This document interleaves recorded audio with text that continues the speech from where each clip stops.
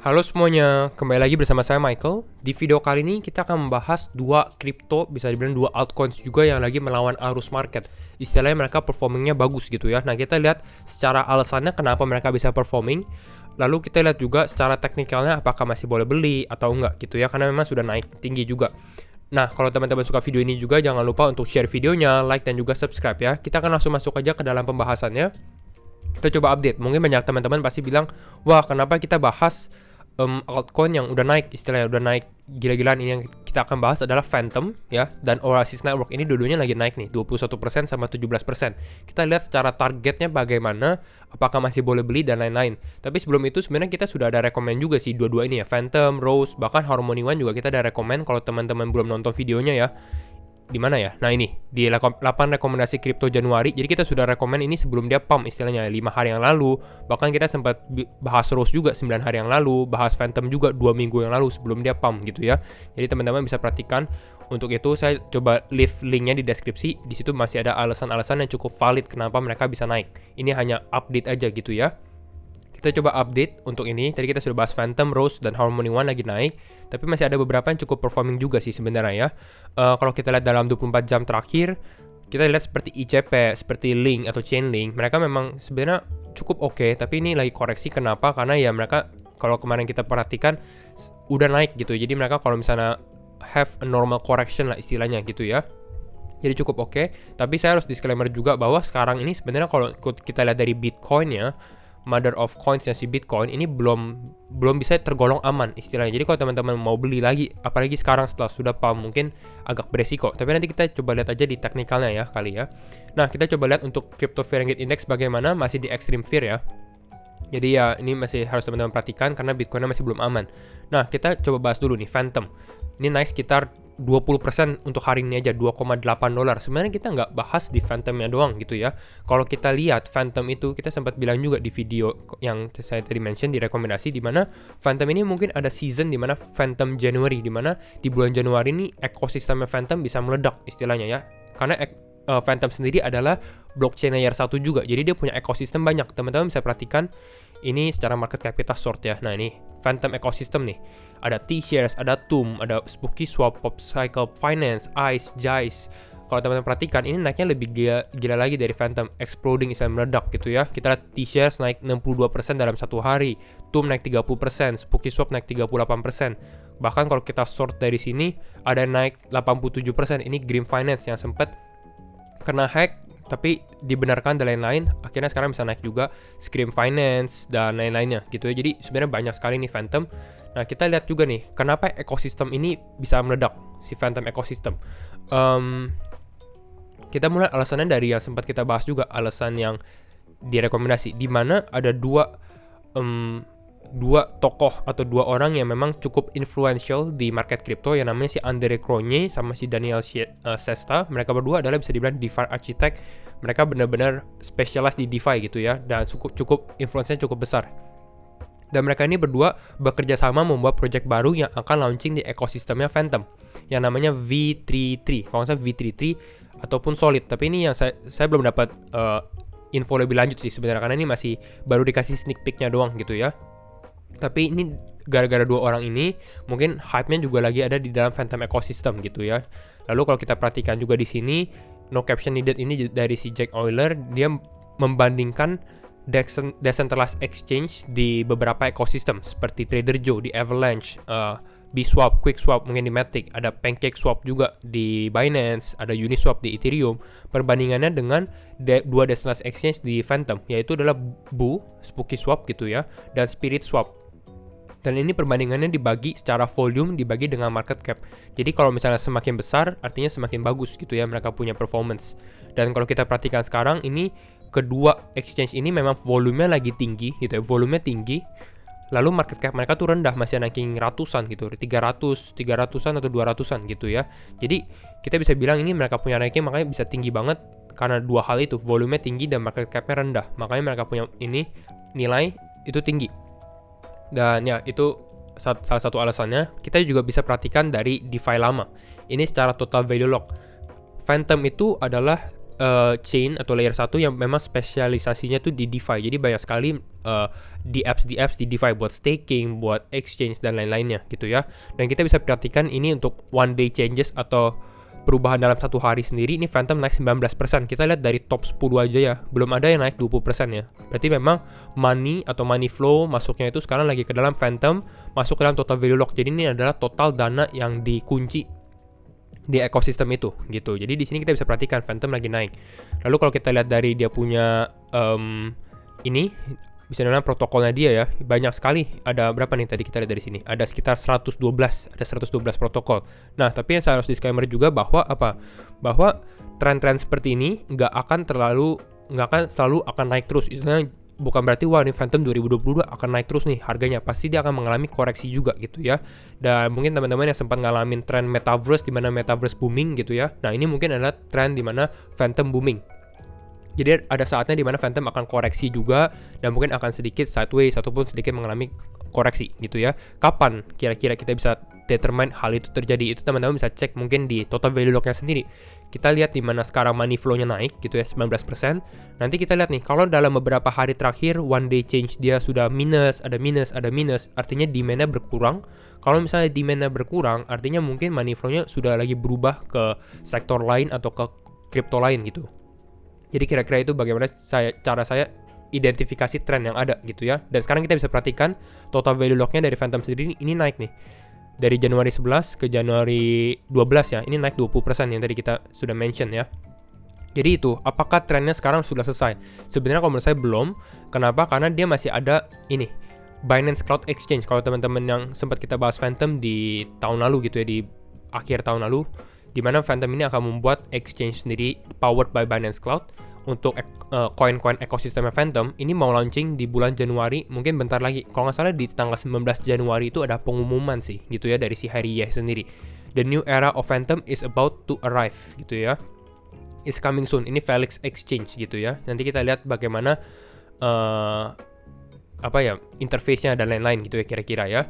Lalu itu yang pertama, jadi belum kalau menurut saya. Lalu di sini juga ini proyeknya belum selesai juga sih. Si Andre Cronje sama Daniel Sesta ini belum launching. Jadi market masih antisipasi sih. Itu sih menurut saya ya. Nah, sekarang kita masuk ke koin kedua. Tadi koin kedua kita membahas si Oasis Network atau Rose gitu ya. Ini sudah naik 17% juga. Nah, untuk Rose kenapa dia bisa naik? Ini lebih ke arah sudah ada di apps yang launching di Oasis Network sendiri atau foundationnya dia lah istilahnya ya. Salah satunya adalah Uniswap, sama ada si Wormhole Crypto juga. Teman-teman kalau mau cek ini harus cek projectnya masing-masing sedikit kalau mau lebih detail lagi ya. Jadi dengan adanya ini mungkin attraction dari retail dan lain-lain, demand-nya tuh jadi naik juga. Dan kalau kita perhatikan juga nih dalam satu hari terakhir, ini juga dengan DeFi lama, kalian bisa perhatikan Emerald atau Rose ini naik sekitar 53%. Tadi kita perhatikan Phantom di sini naik 20% ya. Rose ini naik 53%, jadi jauh lebih tinggi.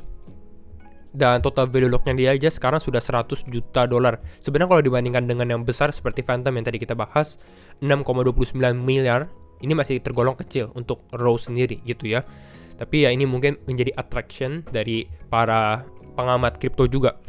Tapi bukan hanya itu juga sih, ada satu alasan lagi. Alasan kedua adalah ini, Binance Labs backs 200 million Oasis Ecosystem Fund. Jadi ini dari Binance Labs punya venture capital gitu ya, dananya ini desain ke dalam Rose.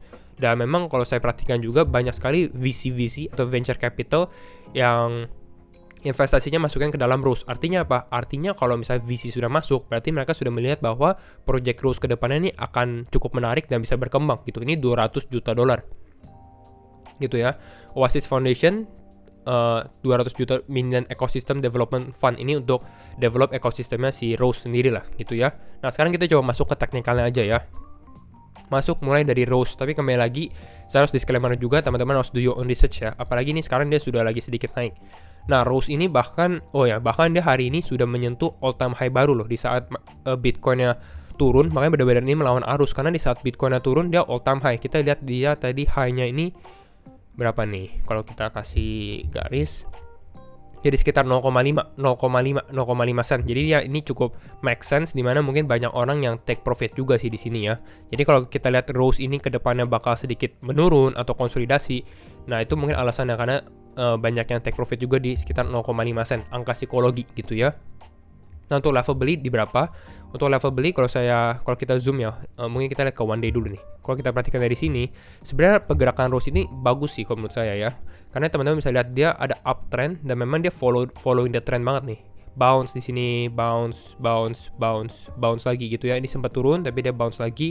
Bahkan ini waktu Bitcoin sempat dump kan kemarin beberapa hari yang lalu, turun tapi dia bisa mempertahankan supportnya.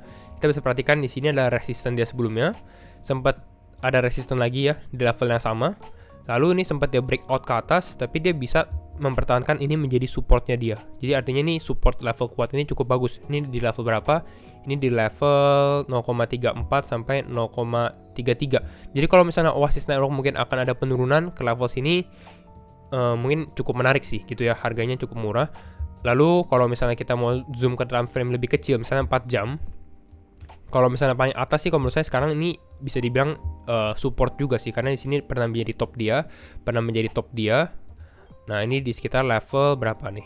Ini di sekitar level 0,44 sen. Ya, mungkin di harga sekarang lah gitu ya, karena ini persis awalnya menjadi resisten support. Tapi kalau misalnya ini nggak kuat, karena ini sedikit FOMO juga sih, karena ini dia udah naik berapa persen nih?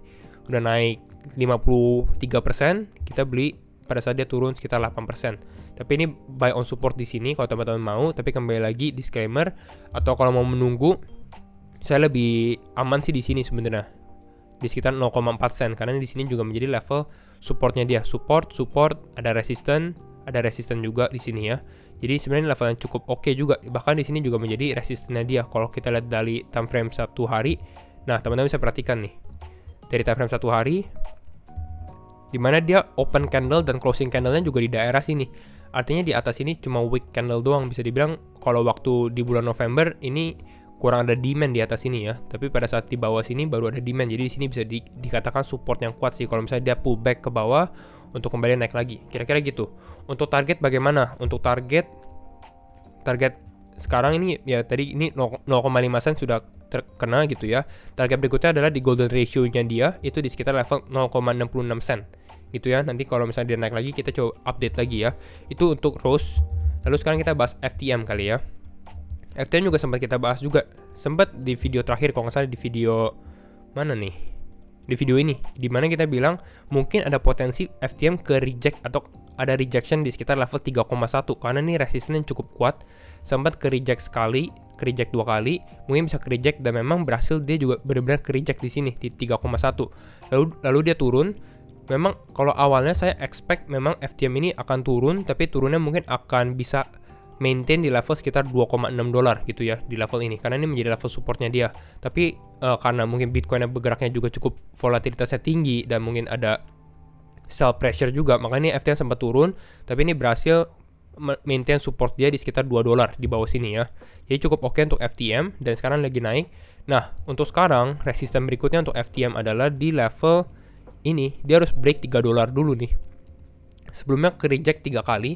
Jadi kalau saya lihat ini untuk sekarang mungkin ada potensi di mana FTM bisa kembali breakout dari level $3 ini, bahkan menyentuh all time high yang baru. Kalau teman-teman yang belum beli FTM untuk sekarang, mungkin lebih bagus sih menunggu ya levelnya mungkin di sekitar level untuk sekarang ya mungkin di $2,61 gitu ya, $2,61 karena ini yang tadi kita bilang ini level yang cukup oke juga sih. Ini kita lihat ada supportnya, ada resistennya. Jadi kalau misalnya dia turun ke sini bertahan dengan keadaan Bitcoinnya belum stabil, jadi masih oke. Tapi kembali lagi ya, harus disclaimer. Jadi gitu ya, ini untuk FTM USDT targetnya kali ya, targetnya masih belum berubah sih di sekitar 1,414 dan 1,618. Ini target untuk mungkin di swing kali ya, kalau misalnya dia naik berapa persen nih, 55% sampai 70% untuk naik ke atas. Kalau untuk teman-teman yang pakai rupiahnya bagaimana?